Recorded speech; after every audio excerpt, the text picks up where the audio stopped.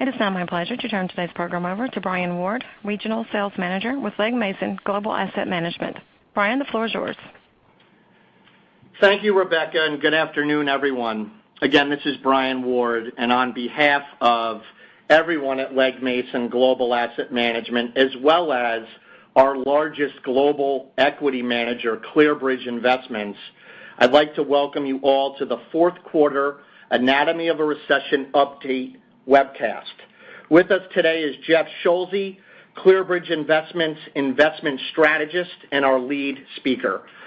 Last week, we released the fourth quarter Anatomy of a Recession presentation with the updated Recession Risk Dashboard, which was distributed to over 3,000 financial advisors nationwide. Hopefully, you were able to receive the updated presentation, but if not, please visit us at www.leggmason.com/AOR, as in Anatomy of a Recession, to download the presentation and to subscribe to receive all timely updates. For today, Jeff Schulze has about 20 minutes of prepared comments, and from there, he will answer questions submitted through the webcast. Again, if you have any questions, please be sure to type them out and submit them throughout the webcast. So with that, I again thank you for your time, as we know it is valuable, and we are so excited to be able to deliver this type of timely and relevant content to you. So with that, I am delighted to turn the presentation over to Mr. Jeff Schulze. Jeff, good afternoon. Yeah, thanks, Brian, and good afternoon, everybody. Thanks for dialing in. For those of you not familiar with who I am, my name is Jeff Schulze. I'm the investment strategist here for ClearBridge. We're going to go through the anatomy of a recession, what to look for, and where we're headed. And the central thesis of this presentation talks about market crashes, those deep drawdowns like 2000, like 2008, the ones that scare people out of their asset allocations. We found that they coincide with economic downturns, better known as recessions. So we're going to talk about our outlook on what we think the economic waters will bring over the next 12 months, and hopefully give you a little bit of perspective that you're not currently seeing in the news cycle. So before we get into the actual dashboard, I want to talk about market crashes and recessions, because it's a very important point to really understand. So we found that a market crash, and we define a market crash as a bear market that lasts longer than a year, they typically coincide with recessions. And over the chart that you see in front of you, roughly the last 40 years, there's only been one market crash that didn't coincide with a recession. And it happened between 1987 and 1988. Now, I know we probably have a couple of students of history that are listening. That market crash occurred not because of a recession, but because of Black Monday. So on Black Monday was October 19th, 1987. On that day alone, the market lost 22.6% of its value in one single trading day. It was the only single-day bear market that we had on record. In fact, if you look at the second largest loss in one trading day in U.S. history, it happened 58 years earlier during the Great Depression in 1929. The market only lost 12% of its value that day, so it's a far cry from the 22% that we saw on Black Monday. But if we treat Black Monday's crash as an outlier because of A, how often these one-day crashes happen, but B, just the sheer magnitude, the carnage that we saw on Black Monday, over the course of the entire chart that you see in front of you, again, over the last 40 years, we've had 3 market crashes and 1 near crash, all coinciding with the last 4 recessions. It's an important concept to really grasp, and that's the entire framework of the Anatomy of a Recession series. Now, I'm sure a lot of you have some clients that are concerned about the length of this economic cycle. They think that since this economic cycle has gone on for a long period of time, that we need to have a downturn or that it's right around the corner. But that doesn't necessarily need to be the case.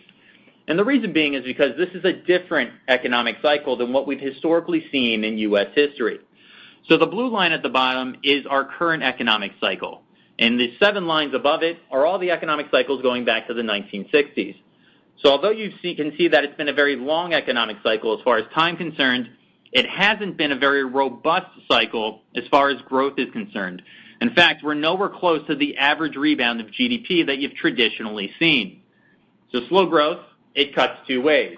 Right? The downside is that it's been very frustrating for businesses and consumers because you haven't had that V-shaped recovery that we typically see. But the upside is that if there's no boom, there doesn't necessarily have to be that corresponding bust that goes along with it. And in fact, if we make it to July of next year, which mind you is only 9 months away, this is going to be the longest cycle in U.S. history, and it's going to surpass the 1990s, so we're almost there. So although long economic cycles aren't very common here in the U.S., you've seen them a lot longer outside of the U.S. in the international space, and we've highlighted 4 that were much longer than where we are today. So in Canada and the United Kingdom, they had 16-year economic cycles from 1992 through 2008. Japan had an economic cycle that was 17 years long from 1975 through 1992.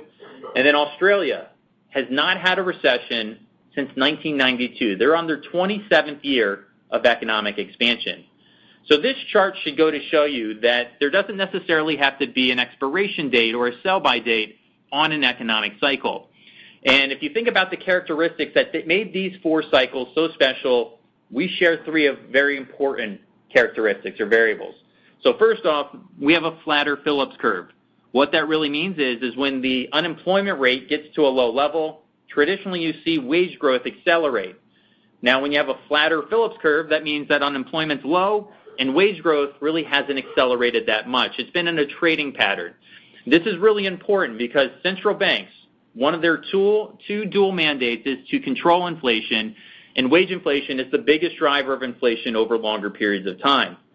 So if you have a flatter Phillips curve and inflation on the wage side of things is not going to accelerate from here, that means that central bank policy can continue to be accommodative even though they're still raising rates. That's the first variable. The second variable is you've seen stronger financial regulations. Because of everything that happened in the crisis back in the 2000s, you had Dodd-Frank, and Dodd-Frank has helped banks get into the best position, in our opinion, from a capital perspective and a balance sheet perspective than they've been over the last 30 or 40 years. So that's a solid foundation for the economy to continue to grow. But the last variable, and I think this is very important, is that you haven't seen a financial imbalance materialize so far during this recovery. Do you think why the last 2 recessions came about? It was the popping of the bubbles, of the housing bubble of the 2000s, of the dot-com bubble of the late 1990s, and there's no obvious bubble, in our opinion, here at ClearBridge, which is why we think this can be an elongated cycle. So we do think that this cycle will continue, but the one way that we can measure whether or not it's coming to an end is through the U.S. Recession Risk Dashboard that we've come out with here at ClearBridge. We've identified 12 variables that have historically foreshadowed an upcoming recession. And if you look at the left-hand side of the chart, you can see that they run across the 4 fault lines of the economy. So at the bottom, the top left, you can see that we look at financial stresses. Usually you'll see financial stresses in the market before you actually see the economy deteriorate. We look at inflation. The Fed looks at inflation, so we want to be very cognizant of what's going on in that part of the economy. We look at consumer health. It's the biggest part of our economy, so it's the biggest part of our dashboard. And lastly, we look at business activities because businesses have a multiplier effect through the economy, through hiring and CapEx. And you can see it's a stoplight analogy in the 3rd quarter of 2018 where green is good, yellow is caution, red is bad, that we have 11 green, 1 yellow, and 0 red, which is why we think the odds of a recession right now are about 20% over the next 12 months. But you can see that we've had 2 changes from 2nd quarter of 2018 to today. We've upgraded profit margins from yellow to green, and we've downgraded money supply from green to yellow. So a quick high-level synopsis of profit margins. So we're cautious on profit margins coming into 2018. And you saw profit margins boost originally, and we thought that that may be a one-time boost from tax reform. But the good news is you've seen better earnings, but you've also seen better revenue growth in corporate America. And that top-line revenue growth gives us the confidence that margins will continue to expand into 2019. And you're not going to see a degradation there, at least for the next 6 to 9 months. Just a quick reminder, we don't look at S&P 500 corporate margins. The reason being is because the S&P 500 are the creme de la creme companies. They're the best of the best. You usually see cracks in their foundations last before you head into a recession. We look at something called Nipper profit margins, which is a more holistic approach of looking at the U.S. economy. It actually looks at 16,000 U.S. companies ranging from micro, small, mid, large, and mega caps. And NIPA profit margins peaked back in 2014, and although we haven't reached peak levels yet, they're firmly in an uptrend, and that's why we've upgraded the profit margin variable from yellow to green. Moving over to money supply. If there was a variable that we were comfortable with moving from green to yellow, it would be money supply because it's one of the bottom three variables that we have in the dashboard. And all money supply really means is it's the amount of dollars that are going into the U.S. economy. And that's been coming down over the course of this year for two very important reasons. First off, the U.S. is running bigger deficits. They're printing more treasury bonds. And whenever you print a treasury bond and it goes into the economy, those bonds need to be bought with U.S. dollars. So dollars have been coming out of the economy as more bonds have been entering into it. That's one reason. The second reason is because the Fed is now doing balance sheet normalization, better known as quantitative tightening. So instead of buying bonds from the Treasury and into the economy, they're actually selling bonds back into the economy, and that's another reason why dollars are coming out. So we've downgraded that to yellow, but the good news is that money supply is not very consistent on when it actually turns red. Money supply has turned red over 2.5 years before an actual recession or as we go into a recession. And we think we're probably on the longer end of the equation with money supply just turning yellow. But overall, the dashboard has a 20% probability over the next 12 months. Now, this dashboard has done very good over time of identifying an inflection point in the economy. And this slide should give you a little bit of a backdrop of that. So you can see we're the exact opposite of where we are today. Going into each one of these 7 recessions, you usually see a ton of red, a little bit of yellow, virtually no green. So that's why we think that the shot clock hasn't started on this cycle. But most of you are very familiar with the fact that the market is a leading mechanism. So the market will usually lead a recession by about 6 months. So what good is this dashboard if the market's peaked and it's gone down 20 or 25%, but the dashboard can tell me that we're going into a recession? So we looked at the dashboard versus the market peak versus these 7 time frames. And on average, the dashboard has turned yellow right before that market peak. And on average, the dashboard has turned red right after that market peak. But whether we're talking yellow or red, the market continues to go down an additional 25% from hitting that eventual bottom. So this can be a very good tool to decide whether or not you want to take a little bit of that risk off the table. Now, I know all of you have done the asset allocation, the analysis with your clients. You know their long-term financial needs. You know their income needs. You know what their financial picture looks like. So if you have a conservative client that's 75% fixed income, 25% equities, you never want to mess with that core allocation. But you could get more defensive within fixed income or within equities. For example, within fixed income, maybe you sell high yield, your floating rate loans, you move into a core product that can actually participate when the markets sell off. Maybe within equities, you sell small cap or EM, you move into a dividend growers portfolio that can give you a much better risk-adjusted return. But nonetheless, the dashboard can be a very good tool to be able to tell whether or not the storm clouds are gathering on the horizon. Now, the move from green to yellow to red is not something that happens overnight. It's actually more of an evolution, and it's going to take place over the course of 12 to 24 months. And maybe the best way to illustrate this to you is to show what happened back in 2006 through 2009. So at the very top of the dashboard, you can see that the overall signal of the dashboard was green until we made it to the fourth quarter of 2006. At that point, the dashboard turned yellow, and you see a lot more yellow and red within the dashboard at that point. And once we get to August of 2007, the dashboard turned red and never turned back. So this is designed to be more of an evolution rather than an overnight phenomena. Now, I'm not going to go through all 12 of these variables because I think there's only so many graphs that people can take over a short period of time. But I'm going to share one of them that I think can give you an idea of how we look at the world. So the one that I want to share with you is the yield curve. The yield curve has successfully predicted 7 out of the past 7 recessions going all the way back to the 1960s. So it's 100% accurate. If you're not familiar with the yield curve, all it is the difference in yield that you get on a 10-year treasury, which is better known as long-term money, minus the yield that you get on the 3-month T-bill, short-term money. In normal economic times, the yield curve is positive. You're getting more yield on that 10-year treasury than you are on the 3-month T-bill. But right before a recession, it inverts.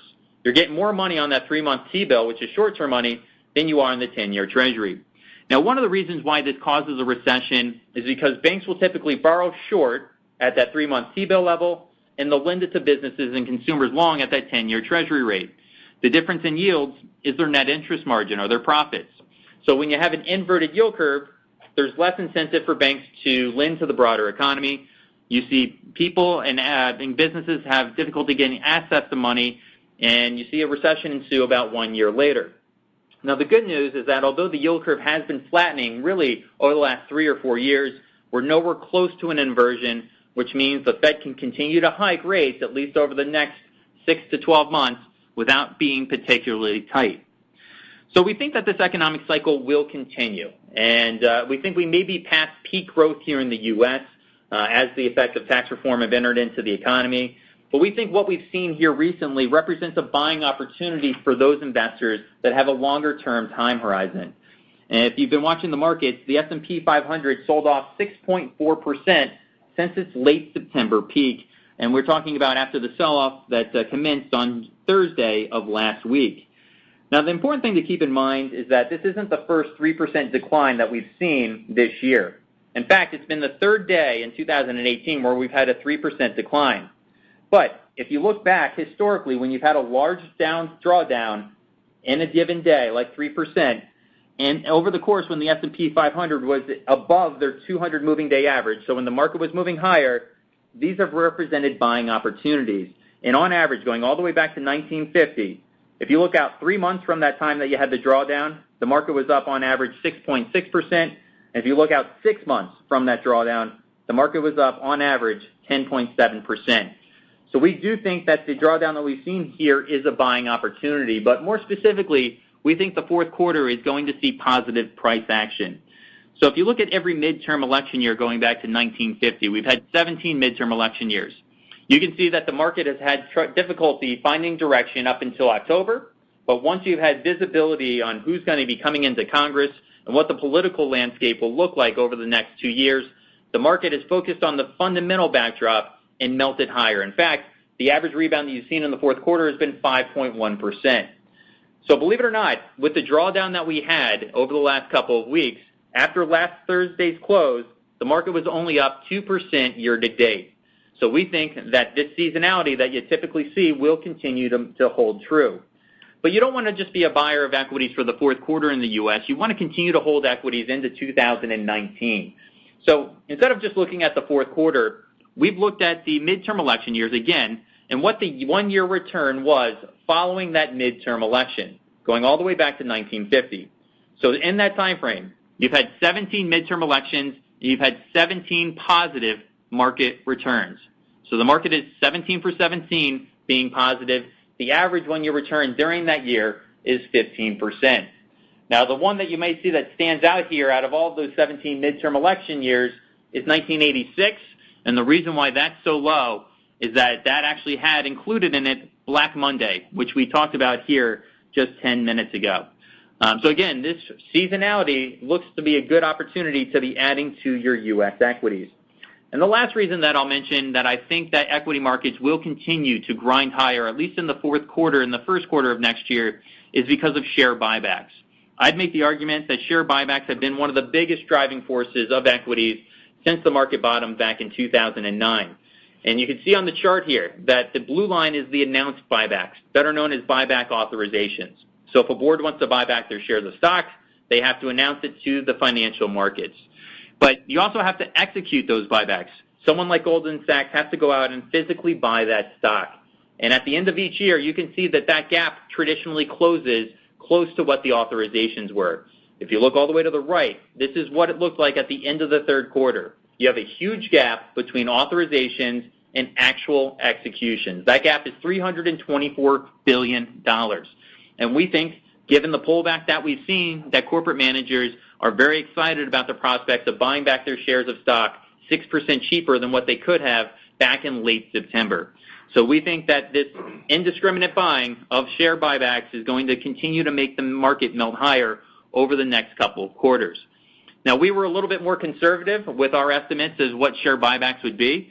If you look at Goldman Sachs' estimates, they think authorizations this year will reach $1 trillion and actual executions will be $800 billion. So if that number comes true, that's another $100 billion on top of what we currently have. So we're positive on the markets. We're positive on the economies. We think that this sell-off that we've seen here is a buying opportunity for those longer-term investors.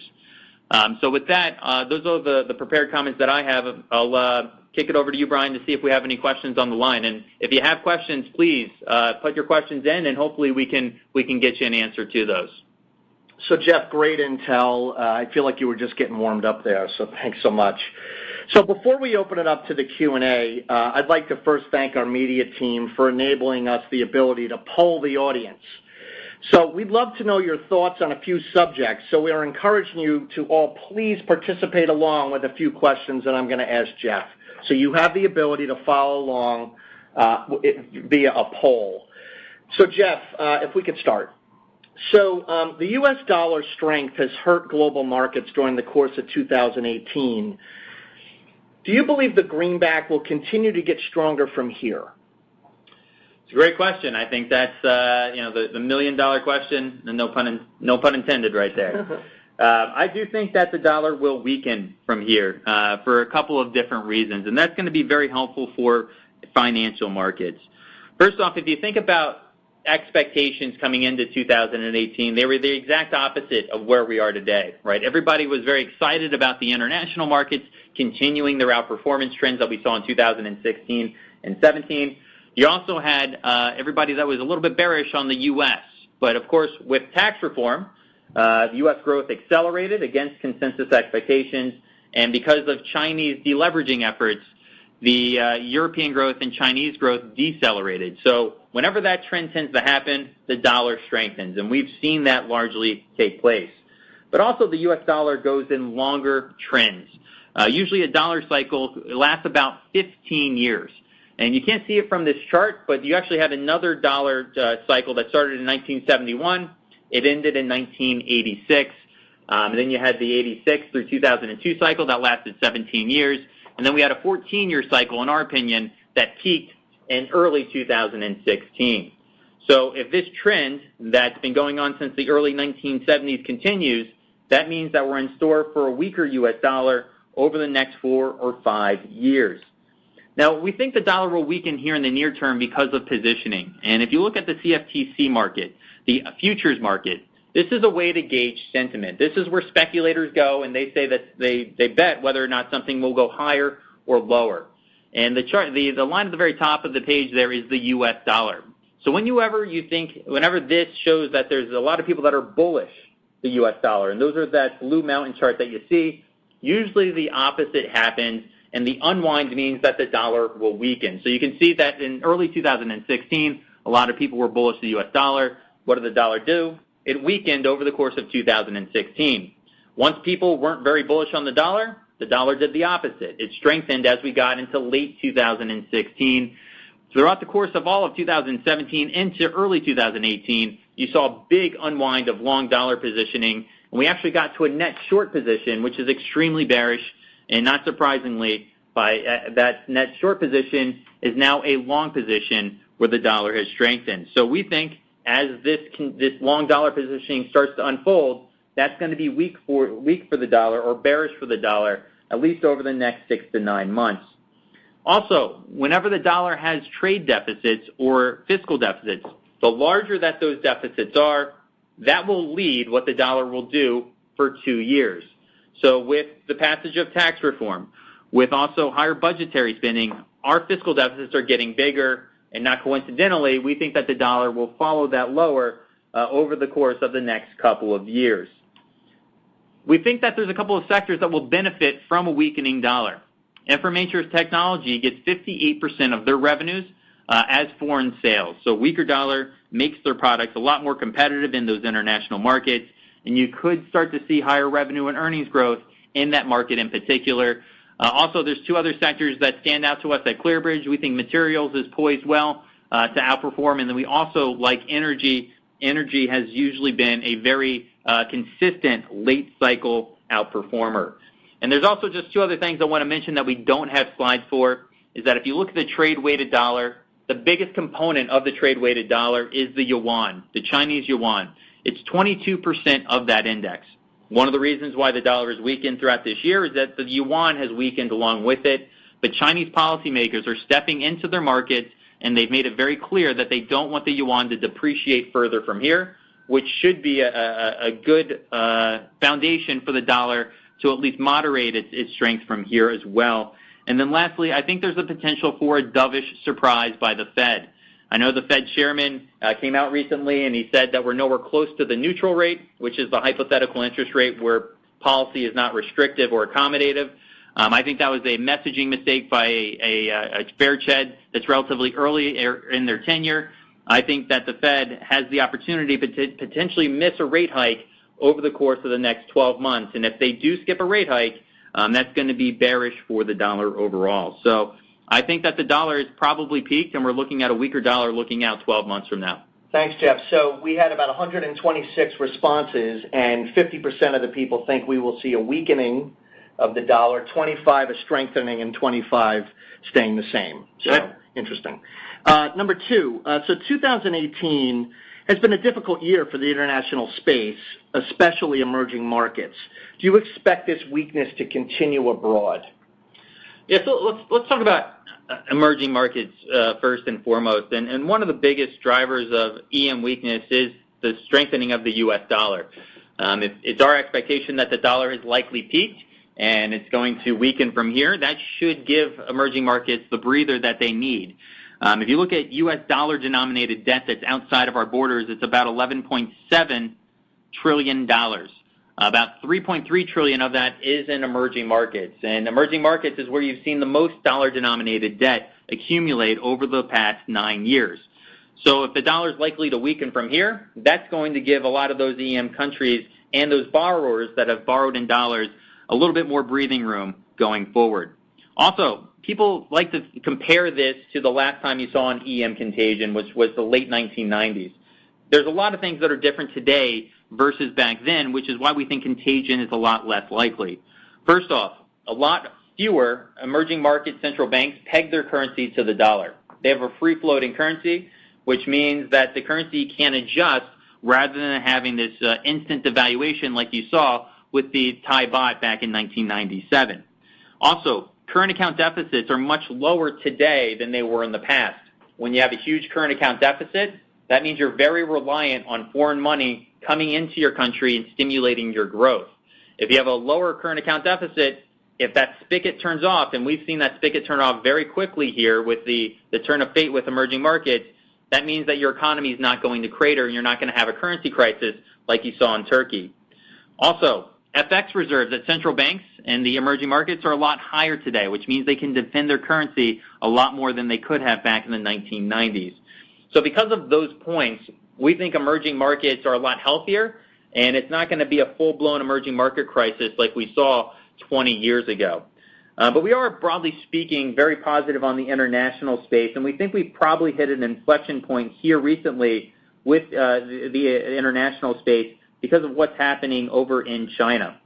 So China has stimulated their markets very aggressively here over the course of 2018. Very similar to what we saw back in 2015 and 16. And let's not forget, everybody was scared of a global recession back in 2015 and 16. We did have a global recession. We just missed it here in the U.S. And China threw a ton of stimulus into their system, and sure enough, once that stimulus entered into the economy, we had a very robust international growth picture, and the international markets outperformed. So they're pulling the same levers, but they're pulling them in a lot of different capacities. So you can see on the chart on the left-hand side, that's the monetary conditions in China. They usually lead GDP by about 6 months. They're still projected to go down as we enter into the fourth quarter, but you can see all the way to the right, the monetary conditions have gotten a lot easier, which means you'll see a rebound of GDP growth in China. And you've seen that through lower interest rates. They just cut rates again yesterday for a total of 4 times this year.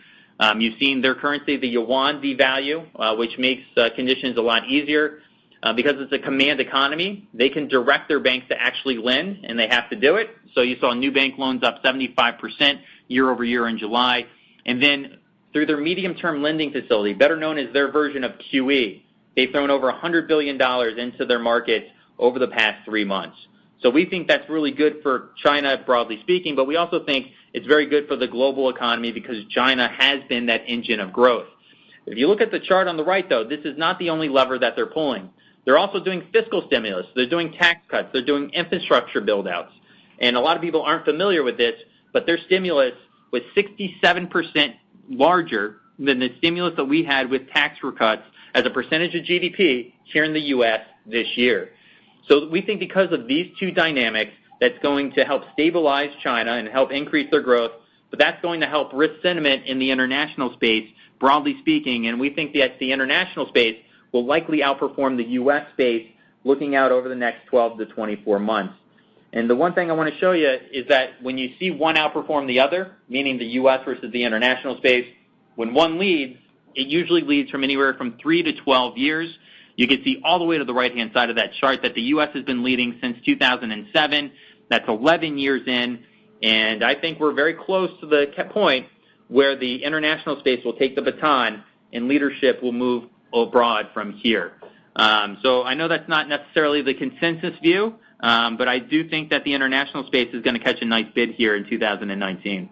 Well, actually, Jeff, with over, again, 100-plus responses, we had around 50% that believe international will outperform the U.S., followed by 35% that believe the U.S. will continue to outperform, and around 15% where performance will be equal. So why don't we do one more of these polling questions, and then we'll get to some of the audience questions we've received today. So, Jeff, long-term rates have recently been on the rise. Should investors be concerned, and what level do you ultimately see the 10-year reaching at the end of next year? Yeah, so I would argue one of the reasons why you've seen a sell-off here recently is because rates have begun to back up, not quite as aggressively as we saw in late last year and the beginning part of this year, where the 10-year moved about 55 basis points over the course of a couple months. But nonetheless, the 10-year has backed up 30 basis points. So the question is, what's the level where rates moving up is too much? And I think that rates are going to move higher longer term for several different variables. So growth, I think we've probably hit peak growth here in the U.S., but I do think we're going to see mid to high 2% growth over the next year, maybe the next 2 years, and I think that's going to be one reason why the 10-year Treasury continues to grind higher. Also, there's only so long that the labor market can continue to be at these levels before you start to see some wage growth. I think inflation pressures will start to build over the course of this year and next year. Also, with the rise that we've seen in the energy patch, oil, I think that starts to filter through into higher inflation. And usually when you have higher inflation, you want more compensation for those 10-year bonds. So I think because of a firming up of growth and higher inflation, I think yields begin to rise. But I don't think that we're going to rise too much in the near term because of what we've seen in the CFTC market. Again, the speculative futures positioning markets where you can either say that rates are going higher or rates are going lower. Now, you can see here that you have record amounts of positioning in the CFTC market that says that 10-year Treasury rates are going to go higher from here. This is better known as a short Treasury position. Record amounts of levels.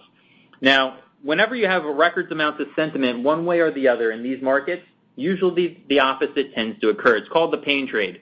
When everybody's on one side of the boat, the opposite usually occurs, and it hurts the most people that are out there. So this large record short positioning needs to be unwound. So I think rates will be relatively contained over the next 3 months as a lot of this excess optimism on higher rates needs to be worn off. But again, I think that longer-term trajectory of the 10-year Treasury is going to be higher from here. But I think that there's a lot of latitude as far as how high the 10-year Treasury can go before it actually upsets financial markets in a big way. A lot of people say it's 3.5%. I think that there's a lot more latitude, and we'll eventually get to 4% before you start to see materially higher volatility in the rates markets. So long answer to your question, Brian, but I do think that rates in the near term will be relatively flat, but I think they're moving up longer term because of those dynamics I talked about. And lastly, longer term, I think rates are going to move higher because we're going to be issuing a lot more debt because of tax reform, because of higher budgetary spending. Debt, the number of treasuries that were issued in 2017 versus 2018 increased by 69%. As far as the eye can see, going into the 2020s, you're going to have $1 trillion worth of issuance of treasury securities.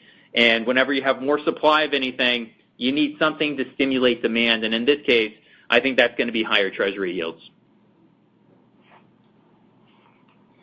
So I'm actually waiting on the results of that last question. So if you don't mind, Jeff, we'll just get right to the questions we received from our listeners. So let's start with your thoughts on this. Are there any risk indicators with greater weight than others?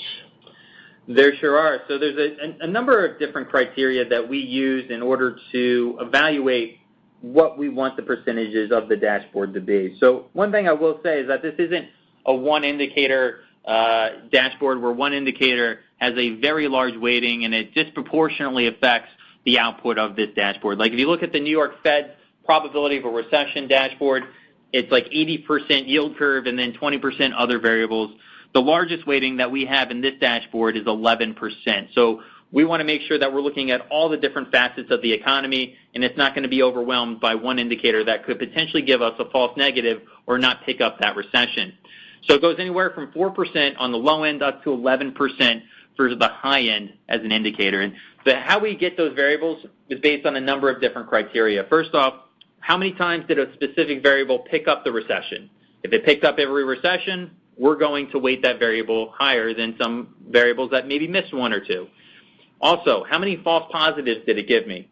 If it picks up every recession, but it gives me 3 negative, false positives before picking up that recession, we're gonna derate that variable and make it a lower weighting in the dashboard. Also, what's the data set? We like longer data sets here at ClearBridge. We think data sets that are longer give us more confidence on whether or not it can pick up a future recession. So we're going to weight those data sets that have been out there for 50, 60, 80 years, more so than something that's a little bit more recent. And then lastly, what's the consistency of when you turn red? When you turn red and say that the recession is on the horizon, is it always 3 months prior to a recession, or is it all over the place? Is it 3 months and 6 months, maybe 2 years ahead of time? So based on all of those criteria, that's how we get the weightings of the overall dashboard. And it's not a static dashboard. It's something that evolves with the actual U.S. economy. If you're familiar with this dashboard, if you remember a couple of years ago, we used to have oil as an indicator here for the dashboard. And because the U.S. is now the largest producer of oil in the world, oil going up used to be a real negative for consumer spending, but now it's more neutral because that means we're going to pump more oil, and that's going to be more activity coming out of the energy patch. Actually, so if you'll hold that thought, that segues into my next question, but I will finish with, on that last polling question, we had an overwhelming response that rates will rise in the number of around 78% of those polled. Rates will fall around 6%, and rates will remain flat around 16%. So that's interesting. So thanks for that, and thanks to everybody that participated. So going off the comments you just made about oil, Jeff, at what point or range do you start to get uncomfortable with the price of oil? Well, given that we've had tax reform and the consumers have more money in their pockets this year than they had last year, we've had a little bit more latitude than what we traditionally would have had with a price spike of this nature. So you can see here that gasoline prices are up on average 13% year over year. But if you take into consideration the effects of tax reform, even at an average of $68 a barrel, which is where we're currently at, the consumer this year has $57 more billion in their pocket than they did last year. So I think oil can continue to be at these levels, potentially even get higher, before it's a real impact to the economy. I would get concerned is if we get to 2019 and 2020 and you start to see a barrel of West Texas in the $90 or $100 range, I think that's when it could potentially really start to affect consumer spending. But if you look at consumer wage growth, and if you look at wage growth and you also look at hours worked, the average consumer is still getting a 5% increase in their total compensation this year versus last year. So I think because of tax reform and because of the fact that you have such a strong labor market, I think we can overcome those barriers here in the near term. And one other thing I'll just mention here quickly is that we do like energy stocks. They've lagged the price of a barrel of oil. You can see ever since 2016, the barrel of oil has gone up significantly, but energy stocks have lagged on a relative basis to the S&P 500. We do think that there is some catch-up to be had, and that's one of the sectors that we're positive here at ClearBridge. And energy outperforming at the end of an economic cycle is something that you've seen consistently going back to the 1960s. So for every economic cycle over the past 50-plus years, energy has outperformed at the end of the cycle because you usually have robust demand and you have a supply situation that cannot keep up with that demand. And if you think about the fact that most E&P providers, the drillers, have not invested in their future because they all had near-death experiences back in 2014 and 15, I think there's going to be a situation looking out a couple of years where you're not going to have enough supply to keep up with demand, and I think oil is going to go higher from here, and energy as a sector should outperform. So this actually is a perfect question after that we just received. So you have commodities listed as green, yet as you just discussed, prices in oil have risen sharply. So does this trigger caution? Yes. So oil used to be a standalone variable in the dashboard itself, but we've obviously made it a little bit more of a hybrid commodities index. It's a proprietary index that we've put together that's based on several criteria. So it looks at chemicals. We look at chemicals because chemicals are usually the very beginning of a supply chain. And when you start to see weakness at the beginning of a supply chain, meaning chemical prices go down, that's a sign that economic activity is going to weaken 6 to 12 months later. We do look at oil, of course, but instead of when prices go down, which is negative for chemicals, when the prices go up, that's going to be negative for the overall economy or for consumer spending. We look at copper. We also look at steel, and we look at lumber. So it's a combination of those 5 commodities. The only one where it's bad when that commodity goes up is the price of a barrel of oil. When all of those other ones go down, we're gonna think that's a negative sign for the economy. So the commodity index, because of the weakness that we've seen in copper prices, because of the weakness that we've seen in chemical prices, and we think that steel tariffs, the year-over-year comps are going to start to get a little bit weaker. That's something that's trending closer towards yellow, but it's still firmly in a green sector at this point. So still green, but it's more of a hybrid index than rather just oil directly. So switching gears a little bit, does the Chinese QE offset any of the Fed tightening on a global basis? It's a great question. Yes, I think it does. If you think of where most of the growth has come from the world over the past 20 years, it's because of the miracle that's happened in China. Right? Chinese growth has started off at 20% year-over-year growth. They're still growing at 6 and change, if you want to believe the official numbers. I'm more of the opinion that they're growing at 4 or 5%. But that's still more robust than what we're seeing here in the U.S. So I do think that Chinese QE will counteract the Fed tightening. But also, let's not forget that fiscal stimulus, usually when you have a tax plan like we had in the U.S. in December of 2017, it doesn't enter into the economy immediately. It has a lagged effect. And we're just starting to feel the effects of that fiscal stimulus. So I think the U.S. stimulus alone that we're going to see in 2018 and 19 will counteract of the Fed tightening that we've seen year to date. I think that the Chinese QE is going to be something that improves global liquidity and monetary conditions, which is why you're going to see the international space start to catch a nice bid here. So, yes, I do think it will counteract and even give a little bit of a boost to global growth. Thank you so much. We're getting a variety of different questions here. This is great, everyone. Keep them coming. So do you think all the money going into private equity creates a financial imbalance? That's a great question, and I would say that I think it's actually helped create less of a fiscal imbalance in the fact that since if you think about what happened back in 2007 and 8, banks had their own proprietary trading platforms, and they were the buffer that would come in and stabilize the market if you saw volatility, i.e. they were the market makers. Because of the new regulations of Dodd-Frank, that's no longer the case, so we needed something or some asset class to fill that void, and I think private equity has done a very good job of filling that void. And maybe a great example of this is back in 2014 and 15, when a lot of these energy companies were on death row, right? Private equity came in and swooped up these assets on the cheap and provided stabilization in that part of the economy, and nonetheless, the global economy rebounded from there. The one thing that does get me a little concerned about private equity is these deals are not as attractive as they once were, so there's a lot more leverage being employed here. And if you do see a backup of rates, right, the hurdle for a lot of these private equity companies, because you're using leverage, is the rate that you can borrow at. If rates begin to rise materially from here, the role of private equity will potentially dwindle in the global marketplace, and a lot of these private equity deals that are very levered at this point may have difficulty financing that debt, and you potentially see some more bankruptcies than you've potentially seen. So I think it's been a stabilization effect of the global economy. They filled the role that banks traditionally had once held, but I do think rising rates could potentially pose a problem for that asset class, broadly speaking. So, Jeff, we have one more here, maybe to close out the session via questions. So what worries you the most at this point in the economic cycle? I'm a strategist. Everything worries me, right? I would actually say that the one thing that really does worry me, given the fact that the Chinese have reversed course, they're throwing stimulus into their system, I think that's going to be a huge underestimated tailwind for global equity markets over the course of the next couple of years. The one thing that gets me concerned is the fact that rates could rise and maybe rates overshoot, and you could have an emergence of inflation again.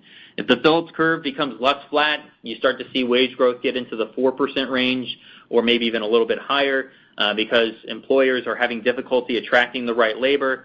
I think that's going to be difficult for a lot of companies that have debt because you've seen debt rise significantly, and that's going to be higher to refinance. But I also think the Fed is not going to tolerate a much higher inflation picture, and they're going to choke the economy off and raise rates to get to that point. And if you look at the last 13 rate hike cycles that we've seen, or Fed tightening cycles we've seen since 1950, 10 of them ended in a recession in the U.S., and a lot of that was fear of inflation. So my biggest fear right now is that rates continue to rise, and then the inflation boogeyman that everybody hasn't seen for the last 10 years starts to come out in full force. Well, look, Jeff, first of all, I want to thank you for your time today. Your thoughts on a variety of topics, but certainly the passion by which you bring your comments really makes it a very wonderful dialogue and discussion. So thank you so much for your time today. Look, everyone, in today's current market environment, and frankly in any market environment, when you and or your clients may have questions about a variety of different topics, some of which we touched on today, we believe this content, as I said earlier, is quite timely. And at the very least, it is very thought-provoking and really gets people talking. So we hope you feel the same way after today's webcast. Now, if you had any questions that were not answered today, please look to reach out to your local regional Legg Mason regional directors and or their internal partners, and one of them will get in touch with Jeff and or his team to get the question answered in short order. And again, if you'd like more information or if you'd like to receive timely updates or the changes that are made to the U.S. Recession Risk Dashboard, please go to www.leggmason.com/AOR to subscribe. And I would say the key word there is to subscribe.